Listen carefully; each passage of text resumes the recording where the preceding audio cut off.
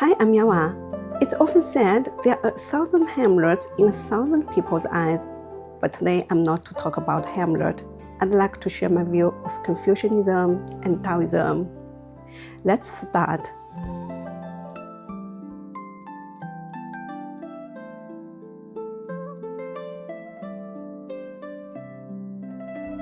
When we speak of Confucianism, the first person that comes to our mind is Confucius.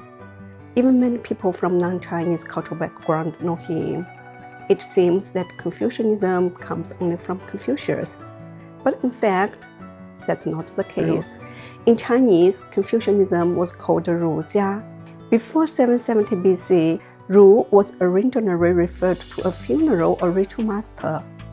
Over time, Ru gradually became a profession specialized in ritual ceremonies. By the Western Zhou dynasty, the position of Ru was rising along with the society's more emphasis on rituals and rites. It was in this cultural background that Confucius appeared. Confucius was born on 551 BC. He built upon the existing ritual traditions and brought new ideas to it based on his own studies. His thoughts later became known as Confucianism. Now let's see what it is. The core virtue of Confucianism is benevolence, meaning love and kindness toward others.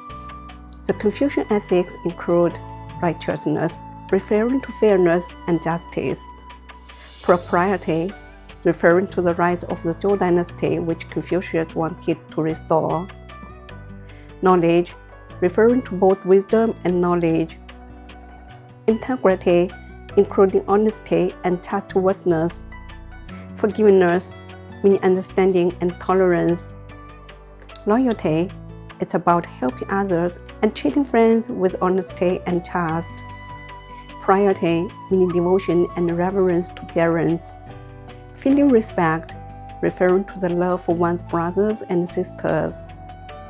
These are the values that Confucius advocated.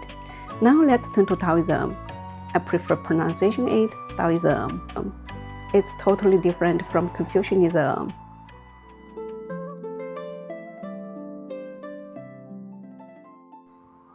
Taoism was derived from Lao Tzu's only work, Dao De Jing.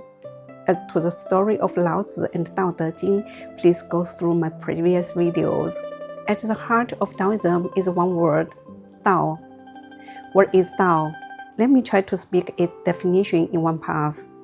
Dao is the origin of the universe, the natural law that everything in the universe depends on for transformation, and the fundamental driving force for its growth, continuation, change, and development in the universe.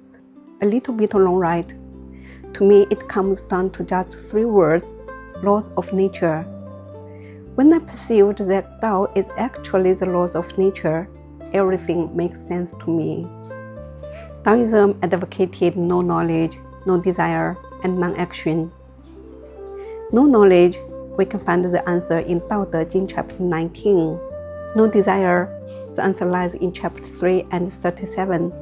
Non-action doesn't mean doing nothing, but means that people's behavior should be in harmony with the natural order of things, not acting against the laws of nature, nor forcing or interfering with things.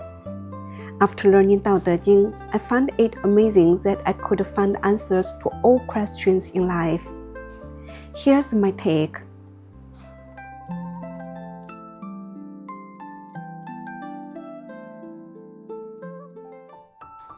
Confucianism arises from the existence of social structures.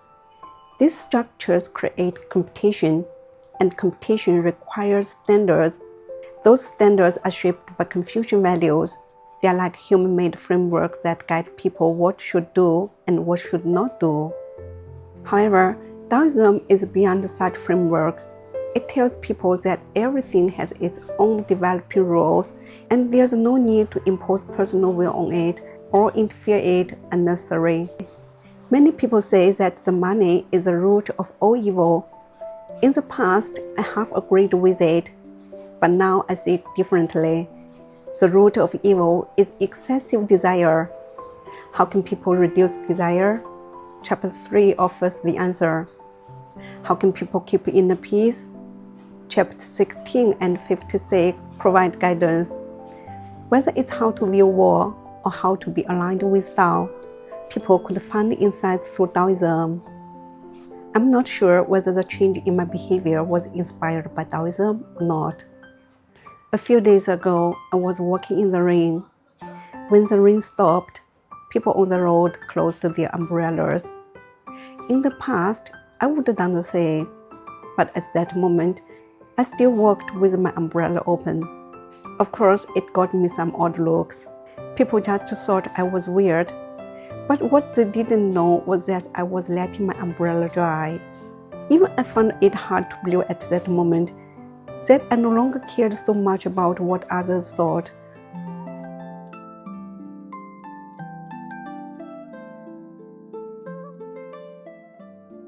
Confucianism can be described in words, but Tao is invisible, intangible, and indescribable.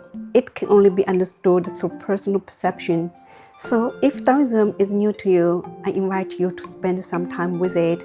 You might be surprised how it changes your perspective. If you heard of Taoism, even just a little, I'd love to hear your thoughts. Thank you very much for watching. See you.